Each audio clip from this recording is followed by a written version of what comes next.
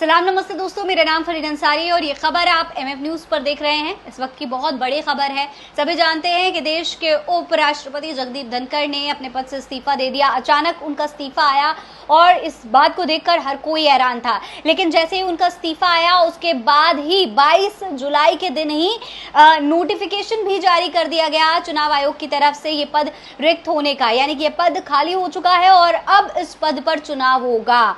कौन होगा देश का अगला उपराष्ट्रपति, कौन बनेगा देश का उपराष्ट्रपति, कौन लेगा जगदीप धनखड़ की जगह, ये सवाल लगातार उठ रहा है।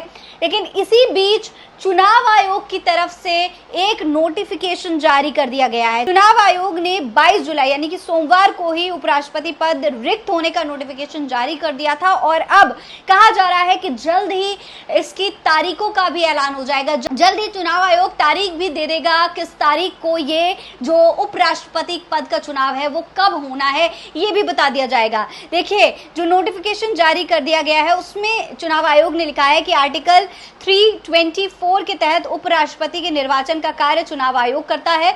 इसका निर्देशन राष्ट्रपति की ओर से किया जाता है।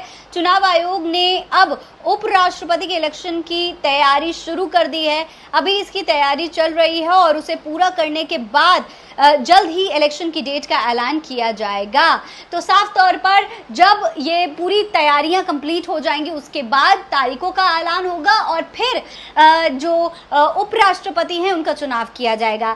इसके अलावा चुनाव आयोग ने यह भी कहा है कि इलेक्शन की तारीख का ऐलान करने से पहले हम कुछ चीज़ों पर काम कर रहे हैं।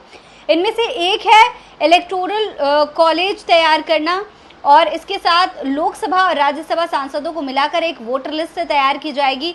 उपराष्ट्रपति चुनाव में राज्यसभा के नामित सदस्यों को भी वोटिंग का अधिकार होगा। तो साफ तौर पर राज्यसभा से ही कोई नया उपराष्ट्रपति चुना जाएगा और इस पर चुनाव आयोग की तरफ से तैयारियां पूरी हो चुकी हैं। आपको बता दूं कि उपराष्ट्रपति जगदीप धनखड़ ने जब इस्तीफा दिया और अपना जो लेटर था त्याग पत्र वो जब राष्ट्रपति द्रौपदी मुर्मू को सौंपा तो पूरा देश हैरान हो गया था कि आखिर अचानक ऐसा क्या हो गया कि जगदीप धनखड़ ने इस तरीके से इस्तीफा दे दिया।